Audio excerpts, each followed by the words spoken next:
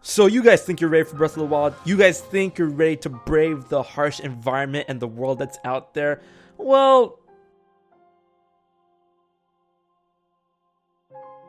think again. Now that's what I call crispy.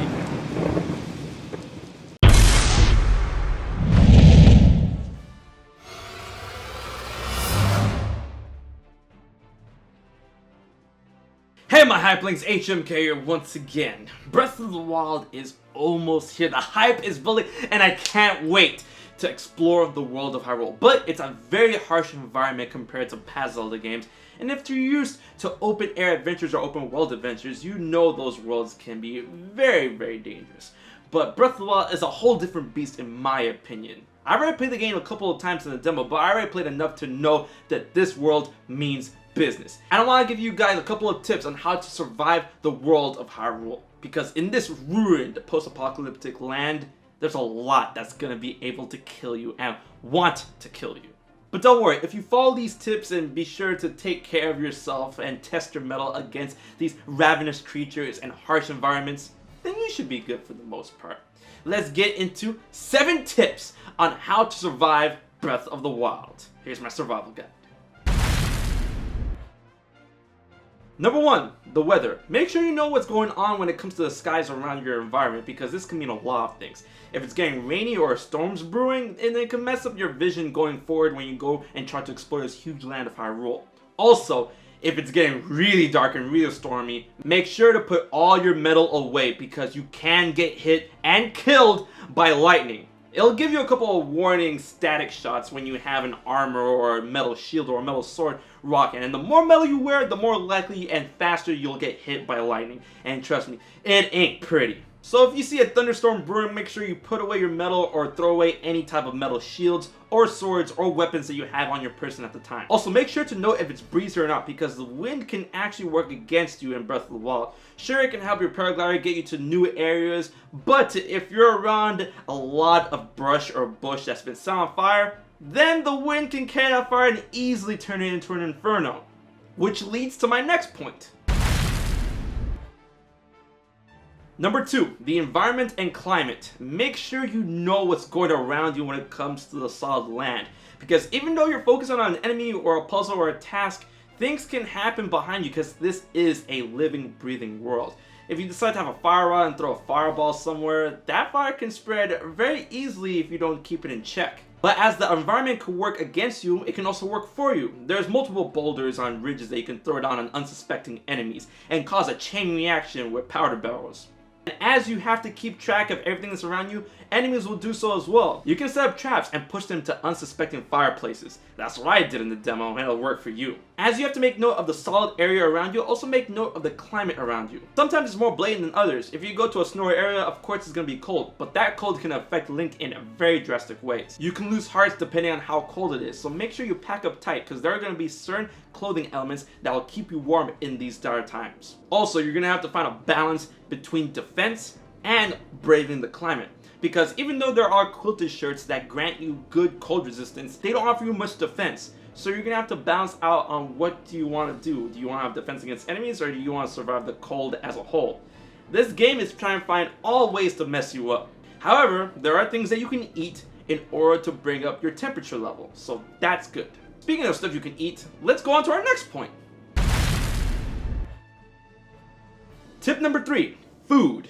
As there are a lack of recovery hearts in the game, you're going to have to keep up your health, stamina, and other things through the use of food that you have to find around the world. That's right guys, you ain't going to find no hearts in the grass, you're going to have to eat your way to health. Food comes in all sorts and shapes and sizes, and different ones do different abilities. You can find vegetation and fruits on the trees. You can actually hunt wildlife in order to get good succulent meats. And what's even better, you can find these different ingredients and combine them together when you cook them in various pots located across Hyrule, and then make awesome, great meals that give you great hearts and good rewards. One such reward is giving you extra hearts or extra stamina, or allowing you to run faster. So, whenever you see food, don't sleep on that. Make sure you get it and have enough stored on you so when you go into those trying times, you have some to recover your health, because you can pause and eat in order to recover if you're in a bad situation. It's funny how I segue this because as we're talking about bad situations, it leads to my next point. Number 4 survival tip is how you handle enemies. Now, if you're a seasoned Zelda veteran like myself, you already know that in certain 3D Zelda games, enemies, when you fight a bunch at a time, they usually wait their turn. This has been inspired by old Kung Fu movies that Miyamoto and Aonuma watched when developing the 3D games. However, that will not be the case in Breath of the Wild, as if you face a pack of bokoblins or moblins, they will not hesitate to take you down whenever they get the chance. They will not wait, they will bum rush you, they will dogpile you, and they will wreck you. So my hyperlinks, keep that in mind. If you're focusing on one enemy, do not assume that the other enemies are not going to attack you until you're done with one enemy. These enemies will try and murder you. Also, the damage scaling in Breath of the Wild seems to be a little off the rails when it comes to enemies, as certain enemies have shown to do at least 6 hearts of damage or more. So you have to make sure to identify each enemy, what they can do, how much damage they do, how they act, and how to handle them. This is a whole new breed of Zelda game, people. These enemies mean business. Now, speaking of business, enemies, and damage, that honestly segues into my next point. Tip number 5 is that the world does not scale to your advantage or your level. Sure, this game does have RPG elements where you have certain attack values and defense values with your weapons and items. However, the world will not scale depending on what you have, so you have to be readily prepared to take down anything you might come across. The enemies will not let up, neither will the world of Hyrule this time around. So make sure you're well prepared, well stocked, know what your strategies are, and know what is around you in terms of environment in order to use it to your advantage to face these foes and dangers. You're taking hand-holding and throwing it out the window, my friends, so make sure you're ready. Speaking of being ready, let's go to my next point. These segues, right? Tip number 6 is dealing with the weapons that you find all across Hyrule. Now, when you take down enemies or you find certain chests or do certain puzzles, you'll be sometimes rewarded with awesome weapons that you can use and interchange on the fly on how you handle certain enemies. A bunch of weapons come in different classes: swords, claymores, axes, sledgehammers, lances, rods, bows, and arrows. Make sure you're well stocked on a lot of weapons when tackling Hyrule, because all weapons, according to Nintendo, can break. So keep that in mind when you're choosing certain weapons, what they can do, how much damage they do, and how they handle certain enemies. Each weapon class has its own set of attack strengths and abilities. For example, the lance can attack very swiftly, however it has a one-track mind where it can only poke ahead of you. While the claymore, though it is big and slow, can attack multiple enemies at once and fling them away. Also, make note of this: weapons do double their attack damage value when thrown at enemies. So if your weapon is about to break, make sure to smoke the next fool by throwing that at the enemy. All these weapon classes have certain attacks and functions, and a lot of these attacks take up your stamina, so be careful. Speaking of stamina, survival tip number 7, stamina and stealth.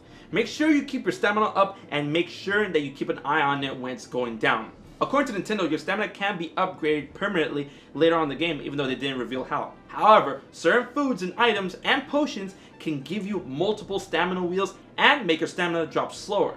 Potions and certain items that you eat can also affect your stealth. Stealth is very important in Breath of the Wild if you want to get a drop on your enemy. Every action that you do in the world of Hyrule makes sound, and enemies can hear and react to that sound, so you have to be very careful. Luckily, you can stealth around as Link when it comes to the bushes and how low you stay to the ground. It'll make a lot less noise.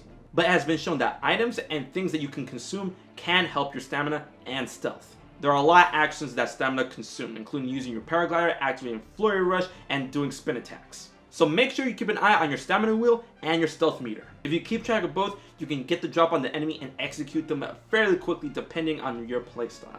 And there you have it, 7 tips out of my survival guide for Breath of the Wild. If you follow these tips, you should be fine. And believe me, Breath of the Wild's world is very harsh, very dangerous, and teeming with a lot of enemies that will take you down when they get the chance. So I hope that educates you and saves your life when Breath of the Wild comes out on March 3rd. Also, be sure to share this video with all your Zelda fanatics to save a life as well. And while you're at it, like, favorite, and most importantly, subscribe to HMK for more Breath of the Wild news, videos, and content. So, be sure to tackle Breath of the Wild with these tips, and I'll see you out there in the world.